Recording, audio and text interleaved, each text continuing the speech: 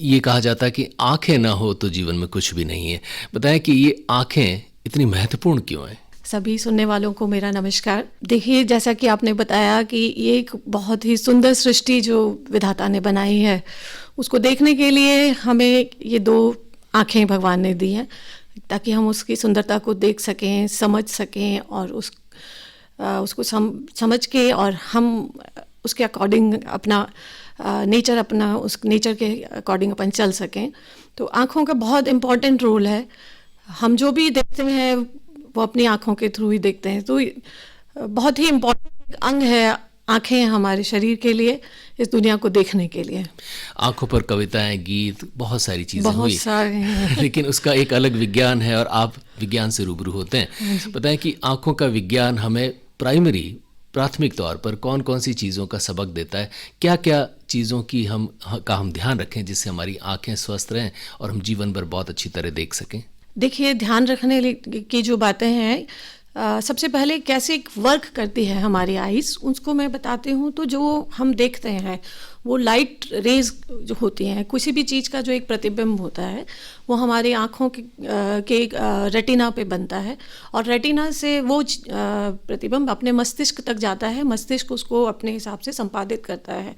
तो आँखों को देखने के लिए इसके जो इम्पोर्टेंट हैं वो, उसमें सबसे पहले कॉर्निया होता है, जो कि ये ट्रांसपेरेंट स्ट्रक्चर होता है। दूसरा, उसके पीछे एक लेंस होता है। तो इमेज फॉर्मेशन में जो इम्पोर्टेंट स्ट्रक्चर्स होते हैं वो कॉर्निया है और लेंस है, और उसके बाद रेटिना पे वो इमेज बनती है। तो जो भी हमारे आँख के सामने है वो चीज़ हमारे जाके रेटिना पे बनता है वो इमेज, और उस इमेज को जो नर्व्स होते हैं वो ब्रेन तक ले जाती हैं और ब्रेन उसको फिर देखता है। उस चीज़ को ब्रेन से फिर हमको उसको पता चलता है। तो ध्यान रखने वाली बातें ये है कि क्योंकि हम देख रहे हैं इस चीज़ को, तो आजकल जो बीमारियां आती है उसमें सबसे पहले दिखने की तकलीफ होती है। चश्मे की वजह से जो नज़र कमज़ोर होती है, कैटरेक्ट की वजह से जो नज़र कमज़ोर होती है, ग्लूकोमा की वजह से नज़र कमज़ोर होती है, बच्चों में डेफिशिएंसी की वजह से नज़र कमज़ोर होती है, जो माल न्यूट्रिशन होता है, स्पेशली विटामिन ए डिफिशियंसी रहती है।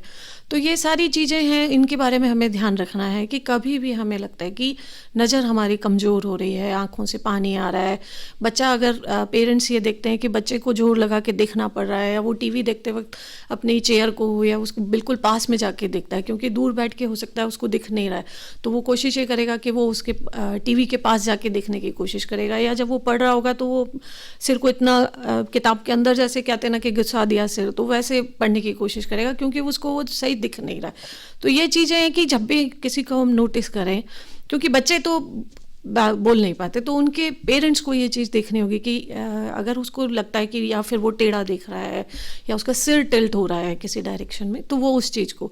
बाकी जो वयस्क हैं उन लोगों को तो अपने आप पता चलता है कि आँख से पानी आ रहा है या दिखने में तकलीफ़ आ रही है।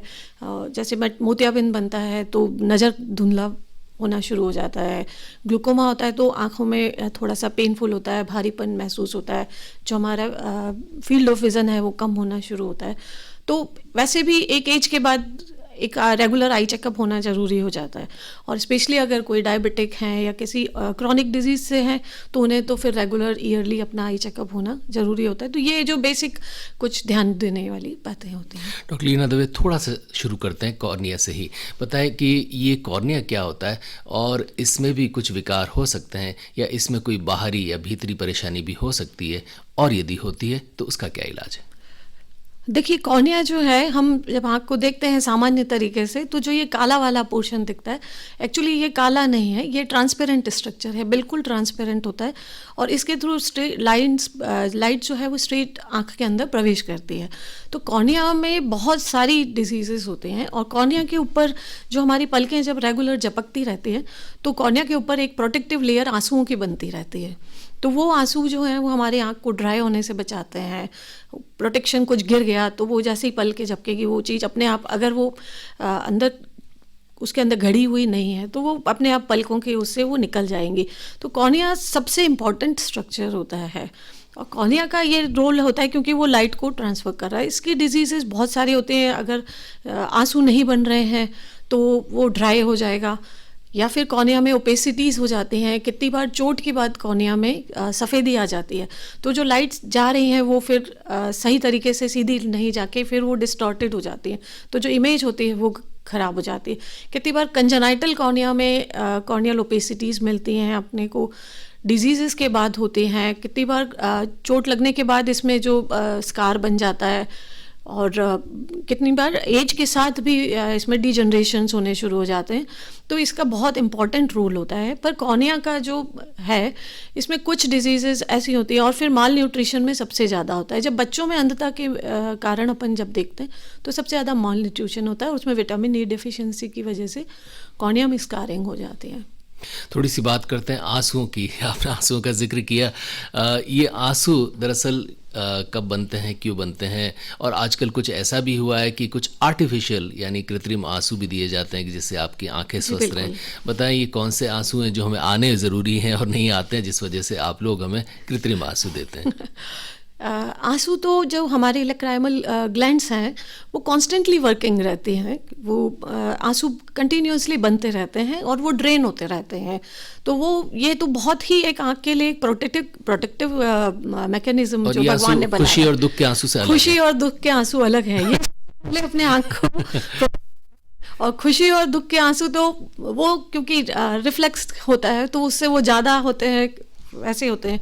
और जिन लोगों में ये आंसू, क्योंकि ये लैक्राइमल ग्लैंड कॉन्स्टेंटली वर्किंग करती है, तो जैसे ही हमारी आंखों का रेगुलर ब्लिंकिंग होता रहता है तो वो लेयर बार बार बनती है, हटती है, बनती है, हटती है, और फिर वो हमारी डक्ट से लेके वो ड्रेन होते रहते हैं आंसू। तो इनका इतना प्रोटेक्टिव रोल रहता है। जिन लोगों में आंसू नहीं बनते या ड्राई, आपने कहा कि जो आर्टिफिशियल टीयर देते हैं, तो ड्राई आईज आजकल बहुत कॉमन हो गया है। स्पेशली पिछले 1 साल से बहुत लोग कंप्लेन कर रहे हैं क्योंकि वर्किंग फ्रॉम होम बढ़ गया है, स्क्रीन टाइम बढ़ गया, लोग लैपटॉप वगैरह पे, मोबाइल वगैरह पे बहुत ज़्यादा एक्सपोजर हो गया। तो ड्राई आई के एसएच तो बहुत सारे रीज़न होते हैं, जिसमें सिस्टमिक इलनेसेस भी होती है, डेफिशिएंसी की वजह से भी होता है, आपको कोई मेडिसिन रेगुलर ले रहे हैं तो वो भी आंसुओं को बनने को कम कर देती हैं। तो इसके लिए हमें आर्टिफिशियल टीयर प्रिस्क्राइब करने पड़ते हैं जो कि आँखों को मॉइस्ट रखते हैं, गीला रखते हैं, और वो क्योंकि आंसुओं का एक प्रोटेक्टिव रोल है तो वो बहुत ज़रूरी होता है। पेशेंट को बहुत फॉरेन बॉडी सेंसेशन, चुभन रहती है हमेशा, जिन लोगों के आँख में आंसू नहीं बन पाते, तो वो आर्टिफिशियल टीयर उस चीज़ वो काम करती हैं। थोड़ा सा डॉक्टर साहब ये भी जिक्र करते हैं कि ये ड्राई आई आप कह रहे हैं कि आजकल ये चीज़ बढ़ने लगी है, तो इसके बढ़ने के पीछे क्या कारण है, और क्या ये शहरी या लाइफस्टाइल से रिलेटेड चीज़ ही है, या गाँव में भी लोगों की आँखें अब सूखने लगी हैं? नहीं, डेफिनेटली लाइफस्टाइल रोल है। एक जो चीज़ बहुत कॉमन हम सुनते हैं, कंप्यूटर विजन सिंड्रोम जिसको कहते हैं, कि क्योंकि बहुत लॉन्ग टाइम स्क्रीन पे हम रहते हैं, तो यूजुअली हमारी जो आंखें हैं वो 1 मिनट में 16-18 बार पलक झपकती रहती है। कंप्यूटर स्क्रीन पे या मोबाइल पे काम करते वक्त वो फ्रिक्वेंसी कम हो जाती है। तो क्योंकि जैसे ही जब हम झपकाते हैं तो वो लेयर आके बनती है आँख के आगे, तो जब वो आँखों का झपकना कम होता है, फ्रिक्वेंसी कम होती है, तो वो लेयर ड्राई हो जाते हैं, तो वो उस समय एकदम स्ट्रेन फील होता है। तो जिन लोगों का लंबा टाइम रहता है उन लोग स्क्रीन पे, उन लोगों को ये ड्राई वाली मतलब आइज़ में स्ट्रेन की कंप्लेन करेंगे, थकान से हमेशा ऐसा सिर दर्द की कंप्लेन होगी, तो ये होता है। बाकी जो क्योंकि ये लाइफस्टाइल है तो यूजुअली आपको शहरी क्षेत्रों में ज़्यादा देखने को मिलेगा, ग्रामीण क्षेत्रों में दूसरे कारण की वजह से होता है कि कोई लॉन्ग टर्म मेडिकेशन है या कोई सिस्टमिक इलनेस है, उसकी वजह से अगर आंसू नहीं बन रहे हैं तो पर हाँ, एजुकेटेड पॉपुलेशन में ये ज़्यादा देखने को मिलता है। आज नैनो की बात हो रही है, हमारे बीच हैं नेत्र रोग विशेषज्ञ डॉक्टर लीना दवे। डॉक्टर दवे, हम बात कर रहे थे कॉर्निया की, और उसके बाद आते हैं रेटिना पर। बताएं कि रेटिना में क्या क्या समस्याएं होती हैं और क्या इनका भी कोई इलाज है? हाँ जी, रेटिना सबसे सेंसिटिव और इम्पॉर्टेंट स्ट्रक्चर है, क्योंकि जो भी इमेज बन रही है वो उसी पे बन रही है। तो रेटिना के तो जो इन्वॉल्वमेंट होता है बहुत सारी डिजीज़ में होता है। तो जो हम यूजुअली जो ब्लाइंडनेस के कॉजेज़ समझते हैं उसमें सबसे फर्स्ट हम कैटरेक्ट समझते हैं, दूसरा रिफ्रैक्टिव एरर्स होता है, उसके बाद ग्लूकोमा और जो रेटिनल डिजीज़ होते हैं। तो रेटिनल डिजीज़ बहुत सारी चीज़ों में अफेक्टेड होता है। इंजरी से क्या रेटिना को डैमेज हो सकता है, हाइपरटेंशन में रेटिना का अफेक्टेड हो सकता है। सबसे इम्पॉर्टेंट डायबिटीज़ में होता है उसका इन्वॉल्वमेंट। फिर एज के साथ रेटिना इन्वॉल्वमेंट होता है जिसमें कि डीजनरेशन हो जाता है। तो रेटिना तो बहुत इंपॉर्टेंट स्ट्रक्चर है क्योंकि वहाँ से सारी जो नर्व्स हैं वो सारी कलेक्ट होके ऑप्टिक नर्व के थ्रू वो ब्रेन को जाती हैं, तो इसका होता है। तो ये सारी, और हमारे यहाँ पे अभी कॉमनली हम जो ज़्यादा देखते हैं वो ब्लड प्रेशर और डायबिटीज़ के मरीज़ हम सबसे ज़्यादा देखते हैं। तो उन लोगों में रेटिना का इन्वॉल्वमेंट और एज ग्रुप में होता है, जो 60+ एज ग्रुप्स में होते हैं वो डीजनरेशन के केसेस बहुत होते हैं, तो वो सारा रेटिना का अफेक्शन होता है उसमें। डॉक्टर दवे, आपने एक शब्द का इस्तेमाल किया, डीजनरेशन। बहुत सारे लोग कहते हैं कि साहब कुछ निश्चित समय बाद आपकी आंखों की दृष्टि जो है थोड़ी सी कमज़ोर होने लगती है, धीरे धीरे उसमें फ़र्क आता है और ये एक निश्चित समय तक ये चलता है और आंखों में भी बहुत सारी चीज़ें डीजनरेटेड होती हैं। तो ये बात कितनी सच है और क्या इसका रोगों से ही रिश्ता है या आनुवंशिकता से भी रिश्ता है? हाँ जी, डीजनरेशन एक ऐसा प्रोसेस है जो यूजुअली एक एज के बाद आता है। स्लो प्रोग्रेसिव डिजीज़ होते हैं, उसमें हर चीज़ इन्वॉल्वमेंट हो सकता है। उसमें कॉर्निया का हो सकता है, रेटिना का इन्वॉल्वमेंट होता है। मैक्यूला, जो रेटिना पे सबसे इंपॉर्टेंट पॉइंट होता है, मैक्यूला जिसको हम कहते हैं कि वो उसका सबसे मैक्सिमम विजुअल एक्यूटी होती है, जो सबसे अच्छा पॉइंट होता है जिससे हमें क्लियर दृष्टि होती है, वो उसका इफेक्टेड होता है। तो डीजनरेशन एक एज रिलेटेड होता है, पर ऐसा नहीं है कि हर इंसान जो कि एक एज के बाद उसको डीजनरेशन होगा। तो यूजुअली इसका एक आनुवंशिक रीज़न हो सकता है, पर हर पेशेंट में अपने को डीजनरेशन देखने को नहीं मिलता है। तो और बाकी दूसरे रीज़न दूसरे हो जाते हैं जो कि विज़न को कम करते हैं, उसमें कैटरेक्ट हो जाता है। तो ऐसा नहीं है कि एक एज के बाद हर डीजनरेशन होगा, ऐसा नहीं है। पर डीजनरेशन क्योंकि एक स्लो प्रोसेस है तो वो काफ़ी लोगों में एक एज के बाद दिखने को मिलता है और बहुत से लोगों में नहीं भी पाया जाता है ऐसा। थोड़ा सा जिक्र करते हैं उन रोगों का जिनका आपने हवाला भी दिया, जिन रोगों की वजह से भी हमारी दृष्टि पर फ़र्क पड़ सकता है, जैसे आपने डायबिटीज़ और हाइपरटेंशन और इन चीज़ों का जिक्र किया। बताएं कि कौन कौन सी ऐसी दूसरी बीमारियां हैं जो हमारी आंखों पर असर डालती हैं और कितना डालती हैं? सच तो जैसे अपन ने शुरुआत से बात करी है तो बहुत सारी बीमारियां हैं और बहुत सारी उनकी ट्रीटमेंट का भी इफ़ेक्ट आंखों पे आता है। पर जो कॉमन होता है वो डायबिटीज़ और ब्लड प्रेशर से अपन कंसर्न रहते हैं, क्योंकि डायबिटीज़ एक ऐसा डिजीज़ है कि जो कि स्लो प्रोग्रेशन जिसमें आंखों में उसका असर आता है। जब लॉन्ग ड्यूरेशन डायबिटीज़ रहती है और अनकंट्रोल्ड डायबिटीज़ रहती है तो वो जो शुगर बढ़ी हुई रहती है उसकी वजह से हमारी आंखों की जो रक्तवाहिकाएँ जिनको हम ब्लड वेसल्स कहते हैं, माइन्यूट जो ब्लड वेसल्स होती हैं, उनमें चेंजेस आने शुरू हो जाते हैं। और क्योंकि वो रेटिना पे और जो उस लेयर पे पूरा परफ्यूजन मतलब वो ब्लड फ्लो नहीं दे पाते हैं तो वहाँ फिर नई वेसल्स बननी शुरू हो जाते हैं। तो वो जो नई वेसल्स होते हैं वो क्योंकि उतनी परफेक्टली फॉर्मेशन उनका नहीं हो पाता है तो वहाँ से फिर लीकेज, फ्लूइड का लीकेज होने शुरू हो जाता है। कितनी बार वो इतनी माइन्यूट होते हैं कि वो ब्लीड करना शुरू कर देती हैं और तो वो उसमें रेटिना में हेमरेजेस हो जाते हैं, हमारे विट्रियस में हेमरेजेस हो जाते हैं और वो सीवियरली हमारी आँख के और विज़न को मतलब कितनी बार पेशेंट ब्लाइंड तक हो जाता है। तो इसका बहुत टाइमली, उसी तरीके से हाइपरटेंशन में भी होता है। हाइपरटेंशन में भी पीछे पर्दे पर चेंजेस आने शुरू हो जाते हैं और कभी कभी तो हम जब देखते हैं तो अनकंट्रोल्ड ब्लड प्रेशर रहता है तो पेशेंट के पूरे पर्दे पे आपको हेमरेजेस मिलते हैं, तो वो आपके विज़न को बहुत डिटेरियोरेट करते हैं। ये हेमरेजेस जिनका आप जिक्र कर रहे हैं, क्या इनका भी कोई इलाज है या ये स्थायी रूप से आंखों को नुकसान पहुंचा देते हैं? नहीं, इनका इलाज है। इसीलिए डायबिटीज़ के मरीजों को, अगर वो 5 साल से ज़्यादा डायबिटीज़ है, क्योंकि ऐसा माना जाता है कि 5 साल की डायबिटीज़ रहने के बाद आंखों में चेंजेस आने शुरू होते हैं। तो अगर पेशेंट को 5 साल से ज़्यादा डायबिटीज़ है तो सजेस्ट, यहाँ थोड़ा सा ये पूछूंगा कि क्या ये डायबिटीज़ का लेवल बहुत ज़्यादा, ब्लड शुगर लेवल ज़्यादा हो तभी ये स्थिति आती है, सामान्य के आसपास हो तो भी ये आ सकती है? नहीं, अगर बहुत अच्छा ब्लड शुगर कंट्रोल अगर किसी पेशेंट का रहता है तो उसमें चेंजेस यूजुअली कम देखने को मिलते हैं। हमने बहुत सारे ऐसे पेशेंट भी देखते हैं जिनको 25-25, 30-30 साल से डायबिटीज़ है, पर उनका शुगर कंट्रोल अगर एक अच्छे लेवल पे शुगर कंट्रोल चलता है तो उनमें बहुत कम चेंजेस आते हैं। ये यूजुअली जो डायबिटिक रेटिनोपैथी है उसका यूजुअली 2 कॉजेज़ रहते हैं, एक तो duration of diabetes and the sugar control. तो ये दोनों इंपॉर्टेंट फैक्टर्स होते हैं उसमें। तो जो हेमरेजेस की अपन बात कर रहे थे, हेमरेजेस जो होते हैं वो क्योंकि ब्लड वेसल्स, वो जो माइन्यूट ब्लड वेसल्स हैं वो फट जाते हैं और वो रेटिना पे और इस पे हेमरेजेस करते हैं। ट्रीटमेंट इनका अब बहुत अच्छे ट्रीटमेंट्स आ गए हैं आजकल। लेज़र से इनका ट्रीटमेंट होता है, विट्रेक्टमी करते हैं, और सबसे आजकल एंटी वीज या फैक्टर्स होते हैं, उनका इंट्राविट्रियल इंजेक्शंस लगता है जो कि ये माइन्यूट ब्लड वेसल्स को बनने से रोक लेते हैं।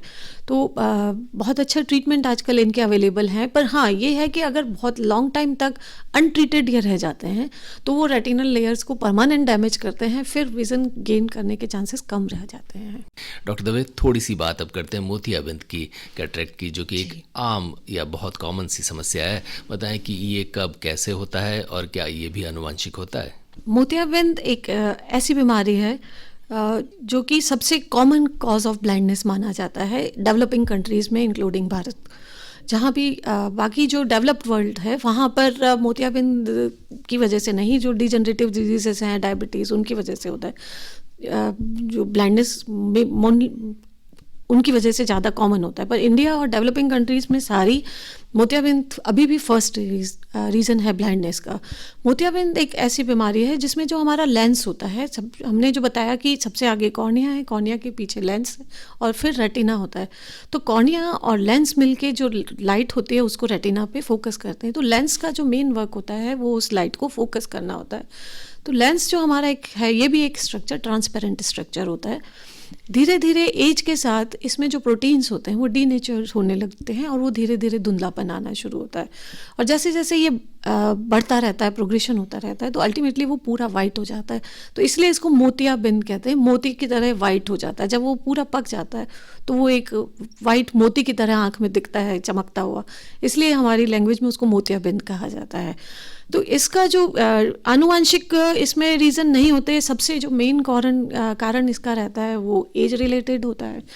यूजुअली 50 की एज के बाद हम देखते हैं कि धीरे धीरे नज़र कम पड़ने लगती है और फिर जब हम जांच करते हैं तो उसमें मोतियाबिंद बनना शुरू हो जाता है। बहुत सारे कारण उसमें दूसरे और होते हैं, जो कितनी बार दवाइयों के साइड इफ़ेक्ट से होता है, और दूसरा कारण मेन होता है इंजरी की वजह से होता है। आँख में किसी भी तरीके की चोट अगर वो अंदर तक जाती है और वो लेंस को अफेक्ट करती है तो लेंस का धुंधलापन हो जाता है। वापस डायबिटीज़ का भी इसमें रोल होता है। जो डायबिटिक पेशेंट्स होते हैं उसमें कैटरेक्ट अर्ली बनना शुरू हो जाता है। कंजेनाइटल कैटरेक्ट होता है, मतलब कि बच्चा जब पैदा होता है तो उसकी आँख में उस समय कैटरेक्ट बना हुआ होता है, तो वो भी कारण होता है। वो उसमें यूजुअली कारण जब वो बच्चा माँ के पेट में होता है तो उस समय मैटरनल इन्फेक्शंस की वजह से या डेफिशिएंसी की वजह से उसमें वो कंजेनाइटल बना हुआ होता है। तो जैसे जब वो जैसे जैसे बड़ा होता जाता है तो वो कैटरेक्ट उसका बढ़ता जाता है। तो ये यूजुअली इसके कॉमन कॉजेज़ होते हैं कैटरेक्ट के। डॉक्टर दवे, ये कैटरेक्ट बनना शुरू हो चुका है, ये किसी व्यक्ति को कैसे पता चले, और अगर बनना शुरू हो गया है तो क्या ये लाइलाज है? नहीं, बिल्कुल भी नहीं है। कैटरेक्ट की सर्जरी से बिल्कुल ये हट जाता है और इसकी जगह हम लेंस बैठाते हैं। तो जब इसका बनने का पता तो ऐसे चलता है कि इंसान, जैसे हम चश्मा लगा रहे हैं या हम देख रहे हैं किसी भी चीज़ को, तो नज़र में धुंधलापन आने लग जाता है, चीज़ें ब्लर दिखनी शुरू हो जाती है। तो चश्मा लगाने के बाद भी वो चीज़ साफ़ नहीं दिख रही होती है। और जैसे कि कोई चश्मा लगा रहा है, पास का चश्मा, जैसे कि 40 साल के बाद अधिकतर लोगों को पास के लिए चश्मे की ज़रूरत होती है। तो एक साइन मोतियाबिंद का ये भी होता है कि उसको दूर की चीज़ तो धुंधली दिखनी शुरू हो जाएगी, और चश्मा लगा रहा है, जब वो उसको हटाएगा तो उसको वो पास की चीज़, तो ये एक मोतियाबिंद का साइन होता है। मतलब मरीज जब हमारे पास आते हैं वो कहते हैं कि मेरे को तो पास का बहुत साफ दिख रहा है, दूर का तो धुंधला हो गया, तो वो चश्मा हटा के उसको पास का, तो ये एक मोतियाबिंद का साइन होता है। डॉक्टर दवे, थोड़ी सी कैटरेक्ट की बात को जारी रखते हैं। इसका ट्रीटमेंट क्या है? कैटरेक्ट का ट्रीटमेंट जब बहुत अर्ली होता है तो और ऑपरेशन के लायक नहीं लगता है, तब तक तो हम उसको चश्मे से देते हैं, जब तक कि पेशेंट का एक यूज़फुल विज़न रहता है।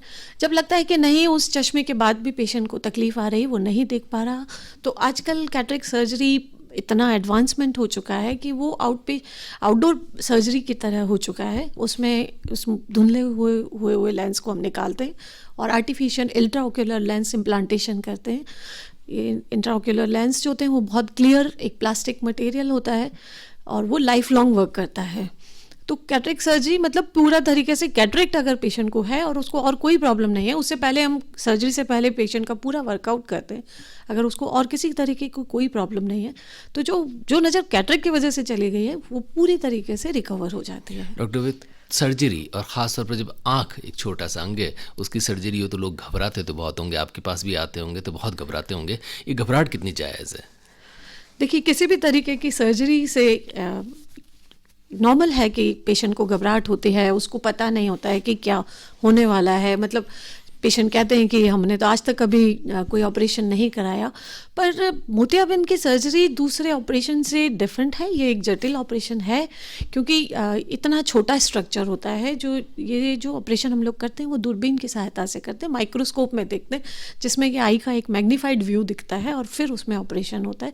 पर जो दूसरे कंसेप्शंस हैं कि इस ऑपरेशन के बाद रेस्ट करना पड़ेगा, ये है ऐसा नहीं करना है, वो नहीं करना है, ऐसा कुछ भी नहीं है।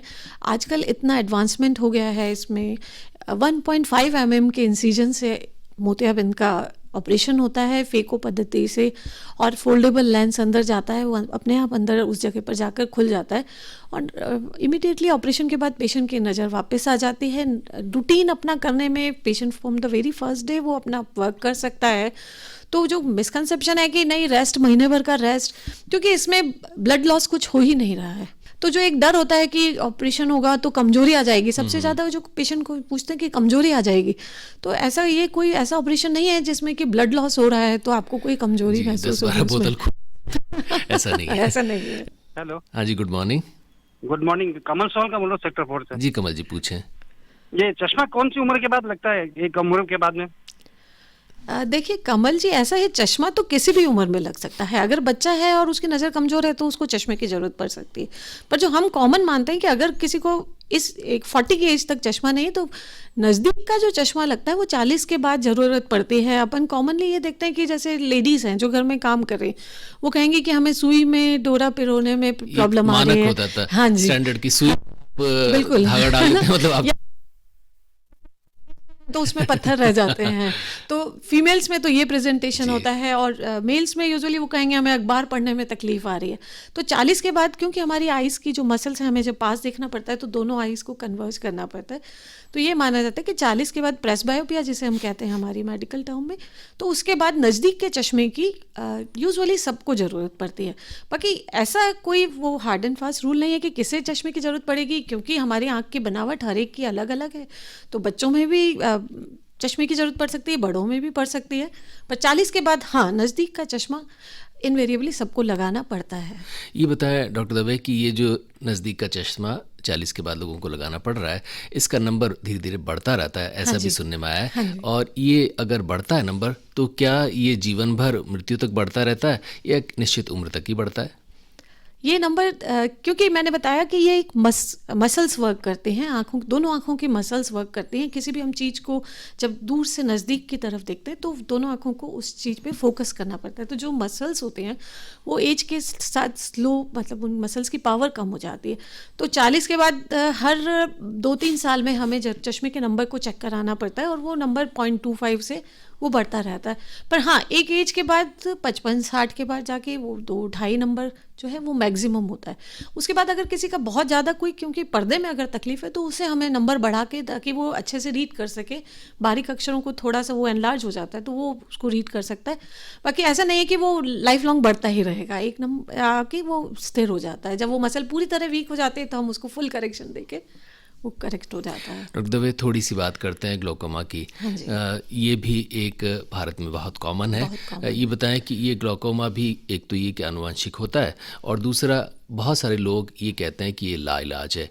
इन दोनों बातों के बारे में थोड़ा सा बताएं। ग्लूकोमा में कुछ रोल आनुवंशिक होता है। बेसिकली ग्लूकोमा होता क्या है, अपन उस बात को एक बार समझते हैं। काला पानी जिसे काला पानी कहते हैं। हमारी आँख में कॉर्निया और लेंस के बीच में एक्वस एक फ्लूइड होता है जिसे हम एक्वस कहते हैं। वो भी जिस तरीके से मैंने बताया आंसू बनते रहते हैं, उसी तरीके से कॉन्स्टेंटली एक्वस का फॉर्मेशन होता रहता है और वो आँख से बाहर जाता रहता है, ड्रेन होता रहता है। तो ग्लूकोमा मतलब उसमें यह है कि हमारी आँख में उससे हमारे आँख का शेप बना रहता है और एक निश्चित उसका प्रेशर बना रहता है। तो जो प्रेशर होता है उसको हम 20 मिलीमीटर ऑफ मर्करी के अराउंड हम उसको नॉर्मल मानते हैं। ग्लूकोमा में क्या होता है कि या तो ये प्रोडक्शन ज़्यादा हो रहा है या वो निकल नहीं पा रहा है आँख से। तो वो सारे कारण, बहुत सारे रीजंस की वजह से वो कॉन्स्टेंटली प्रेशर बढ़ता जा रहा है। तो आँख के अंदर का जो प्रेशर है वो बढ़ा हुआ रहता है। तो ग्लूकोमा का मतलब ही ये है कि बढ़ा हुआ आँख का प्रेशर होता है, और इसमें ये डैमेज ये करता है कि जब ये प्रेशर बहुत लंबे टाइम तक बढ़ा हुआ रहता है तो जो हमारी ऑप्टिक नर्व है उसको वो बढ़ा हुआ प्रेशर डैमेज करता है। वो नर्व फाइबर्स जो होते हैं वो डैमेज हो जाते हैं, और ये अगर एक बार नर्व फाइबर्स डैमेज हो गए तो वो परमानेंट डैमेज हो जाता है। इसका कोई इलाज नहीं, कोई सर्जरी नहीं है? जो डैमेज एक बार अगर हो चुका है तो उसे हम वापस रिकवर, क्योंकि नर्व फाइबर्स रीजनरेट नहीं होते तो उन्हें हम वापस रिकवर नहीं कर सकते। तो ग्लूकोमा का इसीलिए ये है कि बहुत अर्ली डिटेक्शन ज़रूरी है, और उसमें फॉलोअप पेशेंट का बहुत ज़रूरी है। पेशेंट टाइम टू टाइम अपनी दवाई डाले। आजकल ग्लूकोमा की बहुत अच्छी मेडिसिन आ गई हैं जिससे कि प्रेशर बहुत अच्छा कंट्रोल रहता है, पर ये पेशेंट का फ़र्ज बनता है कि वो रेगुलर प्रेशर चेकअप कराए, दवाई को बराबर डॉक्टर के आदेश के अनुसार डालता रहे, तो उस चीज़ को हम बहुत हद तक रोक सकते हैं। पर जो डैमेज हो चुका है उसे वापस करना पॉसिबल नहीं होता है। जैसे कि कैटरेक्ट में हमने एक बार लेंस को निकाला और आयोल डाला तो विजन वापस रिकवर हो जाएगा, पर ग्लूकोमा में ये चीज़ पॉसिबल नहीं होती है। ये जो ग्लूकोमा का आप बता रहे हैं कि अगर डिटेक्शन हो जाता है, अगर मरीज़ दवाई लगातार डाल रहा है, ले रहा है, तो क्या उसके बाद वो निश्चिंत हो जाए? निश्चिंत तो बिल्कुल, अगर वो पेशेंट की तरफ से वो अपना दवाई बराबर डाल रहा है, अपना चेकअप रेगुलर करा रहा है, तो आजकल बहुत सारे टेस्ट भी ऐसे होते हैं जो ग्लूकोमा की प्रोग्रेशन को अपन डिटेक्ट कर सकते हैं, और वो एवरी 6 मंथली या एवरी डिपेंड करता है कि किसी पेशेंट को कितना डैमेज हुआ है, हम उसको एनुअली वो टेस्ट कराते रहते हैं। और अगर नर्व फाइबर डैमेज नहीं हुआ है तो लाइफ लॉन्ग मेडिकेशन से भी ग्लूकोमा कंट्रोल हो सकता है। लेकिन जीवन पर दवाई ज़रूर डालनी पड़ेगी। दवाई तो जैसे हम कहते हैं कि ब्लड प्रेशर है, तो एक बार है तो आपको लाइफ लॉन्ग मेडिसिन लेनी है, तो ये बहुत ज़रूरी है हमारे उसके लिए, क्योंकि पेशेंटों में ये मिसकंसेप्शन देखते हैं। जैसे बीपी के लिए भी कहते हैं एक बार दवाई लेनी शुरू करें, लाइफ लॉन्ग लेनी पड़ेगी, या एक बार ग्लूकोमा के लिए भी कहते हैं एक बार हमने स्टार्ट कर दिया तो हमें लाइफ लॉन्ग लेना पड़ेगा। पर देखिए, जीने के लिए हम दोनों टाइम खाना खाते हैं, हम सांस लेते हैं पूरा, तो ये चीज़ें तो हमारी खुद की आँखों की सुरक्षा के लिए, ताकि हमारी नज़र बची रहे, तो ये ज़रूरी है बहुत। इस वक्त आप रेडियो लेक सिटी के साथ, और आपके साथ है रेडियो लेक सिटी। हमारी मेहमान है डॉक्टर लीना दवे, आप नेत्र रोग विशेषज्ञ है। थोड़ी सी जानकारी ये भी देते हैं कि कुछ आंकड़े आए हैं कि अब तक 44 लाख से ज़्यादा लोगों को, मेडिकल वर्कर्स को, हेल्थ वर्कर्स को कोविड वैक्सीन लग चुका है, और आपको ताज्जुब होगा कि सिर्फ 8,500 लोगों में थोड़े बहुत एडवर्स इफेक्ट्स देखे गए। यानी ये सुरक्षित वैक्सीन ज़रूर लगवाएं आप।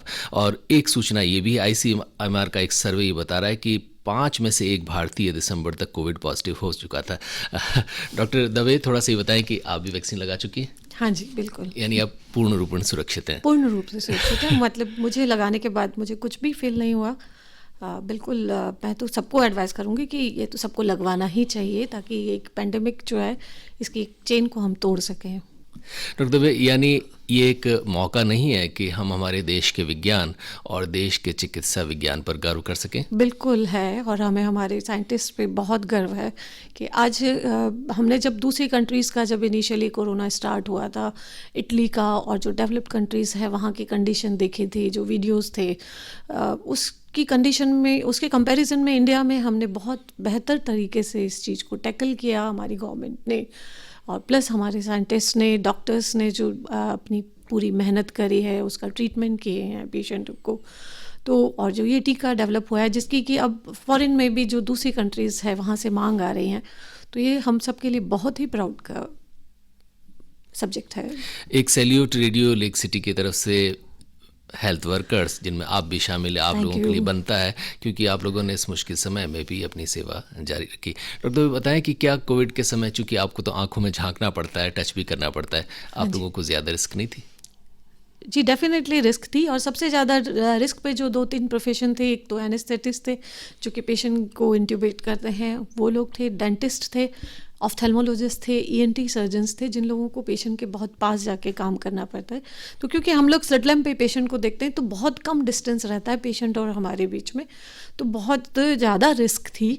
तो उस समय कुछ प्रिकॉशंस लेने बहुत ज़रूरी थे, तो प्रोटोकॉल के अकॉर्डिंग हम लोगों ने भी वर्क किया। स्लिट लैम्प पे एक ब्रीथ शील्ड आती है, उसको लगाया, मास्क पहनना हर पेशेंट के लिए अनिवार्य किया हुआ था कि पेशेंट, उसमें जो पेशेंट फीवर वाले हैं या कफ वाले हैं, इनिशियल फेज़ में उन लोगों को स्क्रीन आउट करके वो पहले फिजिशियन चेकअप करा लें, उसके बाद आई चेकअप के लिए आएँ, ये सब प्रोटोकॉल्स के अकॉर्डिंग उस समय वर्क करना बहुत ज़रूरी था। डॉक्टर दवे, थोड़ी सी बातें करनी ज़रूरी है लाइफस्टाइल की, क्योंकि अब आंखों की बहुत सारी समस्याएं हमारी लाइफस्टाइल से जुड़ चुकी हैं और अब हो ये गया है, ख़ास तौर पर कोविड के समय तो बच्चे पढ़ाई भी मोबाइल से कर रहे हैं, तो अब ये भी नहीं कह सकते कि बेटा आप मोबाइल रख दीजिए या कम इस्तेमाल कीजिए, वो आपको जवाब देगा या देगी कि पढ़ाई चल रही है, कैसे मना कर रहे हैं। तो ये जो गैजेट्स का इस्तेमाल, ख़ास तौर पर ऐसे गैजेट्स जिसमें अंदर से खुद रोशनी आती है, जैसे टेलीविज़न हो गया या आपके कंप्यूटर्स हो गए या मोबाइल्स हो गए, इनके इस्तेमाल के क्या बहुत प्रभाव बच्चों पर और अडल्ट्स पर, हमारी आंखों पर देखने को मिल रहे हैं? हाँ जी, डेफिनेटली मिल रहे हैं। बहुत से पेशेंट आते हैं क्योंकि पेरेंट्स की यही कंप्लेन रहती है कि पूरा टाइम मोबाइल पे है। पहले जब बच्चा स्कूल जाता था तो नेचुरली वो टाइम कम हो जाता था, अब जब वहीं पे पढ़ना पड़ रहा है तो इनमें कुछ बातों का अपने को ध्यान रखना है कि देखिए, जब पढ़ना है ज़रूरी, वो आपको करना ही है। जिनका वर्क फ्रॉम होम है उन्हें भी वो टाइम पे करना ही है। इसमें थोड़ा सा ये है कि कुछ टाइम बाद, हर 1 घंटे के बाद 2 सेकंड के लिए आँखों को बंद करें, चारों तरफ घुमाएं, ताकि मसल्स की एक्सरसाइज होती है। हम कॉन्स्टेंटली एक ही चीज़ पे जब फोकस करते हैं तो नेचुरली वो स्ट्रेन पड़ता है आँख के ऊपर, ब्लिंकिंग रेट कम हो जाती है। तो एक तो यह है कि प्रॉपर इल्यूमिनेटेड रूम हो, बच्चा अंधेरे में रख के मोबाइल को लेके नहीं बैठे या कंप्यूटर स्क्रीन पे नहीं बैठे, क्योंकि उससे ज़्यादा। थोड़ा सा आपसे ये जानना चाहूँगा कि ये अंधेरे में टेलीविज़न देखना या अंधेरे में मोबाइल देखना, जबकि हम लोग ये सोचते हैं कि उसमें तो रोशनी है ही, तो हमें बाहर से रोशनी की कहाँ ज़रूरत है, दरअसल ये क्यों होता है कि अंधेरे में क्यों नहीं देखना चाहिए? हमें ज़्यादा उसे फोकस करना पड़ता है। तो इसलिए कोई भी, जब भी हम पढ़ाई करते हैं या हम टीवी देख रहे हैं, तो रूम अंधेरे में रखने से आँख के ऊपर स्ट्रेन ज़्यादा रहता है। इसलिए पेरेंट्स का ये लेकिन लोग तर्क देते हैं कि सब सिनेमा हॉल में तुम पूरा अंधेरा होकर फिल्म देखते हैं। देखिए, वो 3 घंटे का काम है और वो आप रोज़ नहीं करेंगे, वो आप वंस इन अ मंथ या वंस इन 2 मंथ्स करेंगे, तो वो आप है। पर जिसका रेगुलर काम करना है, अगर हम टीवी रोज़ अंधेरे में देखते हैं इवनिंग में, या हम बच्चा अंधेरे रूम में बैठ के मोबाइल या लैपटॉप पे काम करता है, तो वो बहुत रेगुलर वर्क हो जाता है, तो वो चीज़ डैमेज करती है। तो प्रॉपर इल्यूमिनेशन इज़ मस्ट, कि भले हम किताब से पढ़ें या स्क्रीन से पढ़ें, कमरा पूरा रोशनी में होना चाहिए। ये बताएं कि बहुत सारे लोग ये भी सलाह देते हैं कि आप अगर टेलीविज़न देख रहे हैं तो उसके ऊपर एक बल्ब रखें या रोशनी का सोर्स उसके आसपास कहीं और हो। इस बात में कितनी सच्चाई है? नहीं, ऐसा नहीं है। बस कमरे में अच्छी प्रॉपर रोशनी होनी चाहिए। अंधेरे कमरे में देखने से और स्पेशली कुछ लोगों में होता है जिनमें कि एक तरीके का काला पानी होता है, जिसमें कि अंधेरे में जाने के बाद वो प्रेसिपिटेट हो जाती है वो चीज़। तो कितनी बार तब पता चलता है जब वो पेशेंट को अंधेरे में बहुत, जिसको ऐसा है, तो उसको फिर वो बाद में पता चलता है कि एकदम सीवियर पेन होना शुरू हो जाता है। और इसलिए ऐसा टीवी के ऊपर बल्ब या साइड में बल्ब की ज़रूरत नहीं है। रूम अच्छे से लाइट होनी चाहिए, रूम में लाइट्स अच्छी होनी चाहिए। डॉक्टर दवे, आपके पास बहुत सारे पेशेंट्स आते होंगे, क्या युवा लोगों की भी संख्या बढ़ी है, ख़ास तौर पर इन गैजेट्स के इस्तेमाल से नेत्र व्याधियाँ लेकर आपके पास आने लगे? जी बिल्कुल, बिल्कुल आते हैं, बहुत लोग आते हैं। और भी सब कुछ सालों से, जो लास्ट के 5-10 सालों से जैसे कंप्यूटर और लैपटॉप का यूज़ बढ़ा है, तो ये जो कंप्यूटर विजन सिंड्रोम है, इसके बहुत पेशेंट आते हैं। कितनी बार तो आँख के चश्मे का नंबर भी जब हम उनकी जांच करते हैं तो पता चलता है कि इनको चश्मे का नंबर है, और कितनी बार ये लगता है कि चश्मे का नंबर नहीं है उनके, पर फिर क्योंकि वो बहुत लंबे टाइम तक 8 घंटे 10 घंटा डेली उनका स्क्रीन पर वर्क रहता है, तो उनको आँखों में थकान सी महसूस होती है। तो फिर हम उन लोगों को एडवाइस करते हैं कि बीच में प्रॉपर रेस्ट दें। आर्टिफिशियल टीयर्स हम उन लोगों को प्रिस्क्राइब करते हैं ताकि आँखें मॉइस्ट रहे, सूदिंग रहता है उससे उसको, ये सब ज़रूरी रहता है। वे लोग जिन्हें कंप्यूटर पर बैठना ही है या गैजेट्स के सामने जीवन गुजारना है, या उनका पेशा ही इससे जुड़ा है, और आजकल बहुत सारे पेशे, यूँ कहें कि लगभग सारे पेशे अब इनसे जुड़ गए हैं, तो बताएं कि इन्हें आप क्या सलाह देगी, क्या कुछ ये नियमित तौर पर करें ताकि इनकी आँखें स्वस्थ बनी रहें? देखिए, उसके लिए सबसे ज़रूरी है कि उसकी जो एक तो हम जब चश्मा पहनते हैं उस पर एंटी रिफ्लेक्टिंग कोटिंग लग जाती है, तो वो हमें काफ़ी चीज़ से बचा लेती है। तो जब भी हम ये गैजेट्स यूज़ करें उस समय हम ये कोटिंग वाला चश्मा पहन सकते हैं, तो उससे काफ़ी रिलीफ मिलता है। प्लस ये क्या मदद करता है डॉक्टर दवे? वो जो लाइट्स आते हैं उसके, उनको वो ब्लॉक कर देते हैं, तो उनसे जो स्ट्रेन होता है उसको वो कम कर देते हैं। तो ये सबसे इम्पॉर्टेंट होता है। और उसकी कंप्यूटर स्क्रीन पर भी इस तरीके की कोटिंग हम यूज़ कर सकते हैं। बाकी आर्टिफिशियल टीयर्स का रोल मैंने बताया आपको, मैंने थोड़ा सा बीच बीच में एक्सरसाइज, आँख को बंद करके हम रेस्ट कर लें, वो बहुत इम्पॉर्टेंट होता है। अगर पॉसिबल हो तो बीच में 2 मिनट का ब्रेक लेके हम उठ जाएं, तो ये सब चीज़ें अपन करके आँखों पे होने वाले स्ट्रेन को हम कम कर सकते हैं। कुछ लोग ये कहते हैं कि साहब हरी घास पर चलिए, और कुछ लोग ये भी कहते हैं आप हरियाली ज़्यादा देखिए, उससे आपकी आंखें हरी भरी रहेंगी। इन बातों में कितनी सच्चाई है? देखिए, हरा रंग एज सच मानते हैं कि वो हमारे आइज के लिए सूदिंग होता है। हरी घास पे चलना स्वास्थ्य के लिए एज सच इफेक्टिव है, इसका ऐसे कोई कोरिलेशन होता है ये नहीं है। पर हाँ, वो क्योंकि नंगे पैर हरी घास पे चलना शायद एक मानसिक सुकून भी देता है हमें, प्रकृति से हम जुड़े हुए भी रहते हैं, तो हमें फील होता है कि हम जुड़े हुए हैं। एक्यूप्रेशर भी दे देता है पाँव में। बिल्कुल, तो वो चीज़ है, उसका कोई ऐसे साइंटिफिक कोरिलेशन नहीं है। डॉक्टर दवे, जाते जाते थोड़ी सी बातें करें आँखों और भोजन के रिश्ते की। हम क्या कुछ खाएं, क्या कुछ पिएं, या क्या कुछ नहीं खाएं, क्या कुछ नहीं पिए, जिससे हमारी आँखें थोड़ी बहुत स्वस्थ रह सकें? जी, खाने में जो इम्पोर्टेंट है, ये हम जो देखते हैं कि माल न्यूट्रिशन की वजह से जब कहती, तो सबसे इम्पॉर्टेंट रोल आँखों में होता है विटामिन ए का होता है। जो हमारी आँख में जो रेटिना होता है, उसमें भी जो देखने वाले जो पिगमेंट्स होते हैं, वो उनका विटामिन ए से होता है। तो सबसे इम्पॉर्टेंट होता है विटामिन ए, और स्पेशली अभी जैसे सर्दियों में तो विटामिन ए आपको बहुत सी चीज़ों में मिल जाएगा। सबसे कॉमन है गाजर, पालक, हरी सब्जियां जितनी भी है, अभी पत्तेदार हरी सब्जियों में आपको खूब मात्रा में विटामिन ए मिलेगा। तो खाने में जो बैलेंस डाइट है आपको वो बहुत ज़रूरी है, और विटामिन ए का बहुत अच्छा रोल रहता है। और स्पेशली बच्चों को ये विटामिन ए देना चाहिए, क्योंकि ग्रामीण क्षेत्र से जब हम देखते हैं तो विटामिन ए डिफिशिएंसी के बहुत सारे बच्चे हमको देखने को मिलते हैं, और उनको फिर प्रॉब्लम्स, काफ़ी सारी प्रॉब्लम्स रहती।